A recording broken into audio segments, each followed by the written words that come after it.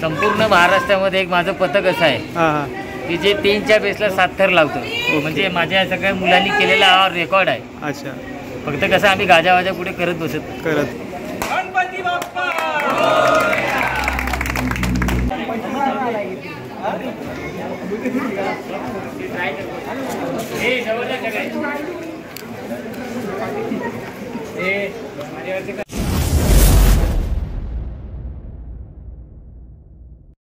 अकोला नागरिक प्रतिष्ठान पथकाची पोरं नारळ देऊन सर्वांना शुभारंभ करतायत. कोणालाही दुखापत होऊ देऊ नकोस. शिवराय दोस्तों, आप सभी का स्वागत है हमारे YouTube चैनल ऐसे वीडियोस में। मेरा नाम है सतीश, मैं हूँ अपने दोस्त सुशील इनके एरिया में, और यहाँ इनका गोविंदा पथक, इनकी आज से दहंडी की प्रैक्टिस शुरू होने वाली है। गोविंदा पथक का नाम है वाकोला नागरिक प्रतिष्ठान गोविंदा पथक, और आज से इनकी दहंडी की प्रैक्टिस की शुरुआत हो गई है। आगे इस वीडियो में हम देखने वाले हैं, तो चलिए आज के इस वीडियो को हम शुरू करते हैं। अकोला नागरिक प्रतिष्ठानचे सर्व बाळगोपाळ सर्वांनिमित्त तुझ्या समोर नारळ देत आहे. तू मान्य करून घे. काय चुका अपराध झाला तर माफ कर. सर्वांचा सांभाळ कर. कोणाची काही चूक झाली तर ती पोटी घे. सर्वांना सुखात आनंदात ऐश्वर्यात ठेव रे महाराजा. गणपती बाप्पा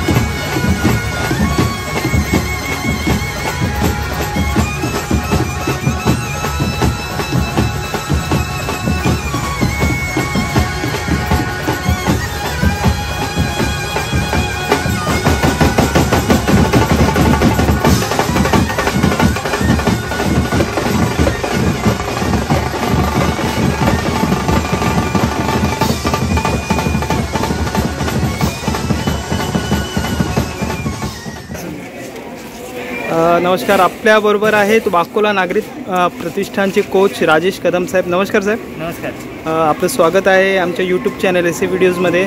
साहेब, आपला हा गोविंदा पथक किती वर्षापासून आहे? 2016 पासून आम्ही याची सुरुवात केलेली आहे आणि आता या 2024 आम्हाला 10वं वर्ष आहे. 10 वर्ष झालं. किती थर लावता तुमचा हा पथक? किती थर लावतो? आता कसं संपूर्ण महाराष्ट्रामध्ये एक माझं पथक असं आहे की जे 3च्या बेसला 7 थर लावतो. म्हणजे माझ्या सगळ्या मुलांनी केलेला हा रेकॉर्ड आहे. अच्छा. फक्त कसं आम्ही गाजावाजा पुढे करत त्यानंतर आम्ही पुण्यामध्ये पहिल्यांदा 3च्या बेसला 7 थर लावले आणि पुण्याचे आम्ही मानकरी आहे. मुंबईतून तिकडे. म्हणजे तुम्ही मुंबई ठाणे बी कव्हर करता आणि आउट ऑफ म्हणजे महाराष्ट्राच्या पुण्यापर्यंत पण जाता. अरे वा. आता जो प्रो गोविंदा चालू झालेला आहे गेल्या वर्षापासून, कदाचित तो आंतरराष्ट्रीय लेवलवरती आहे.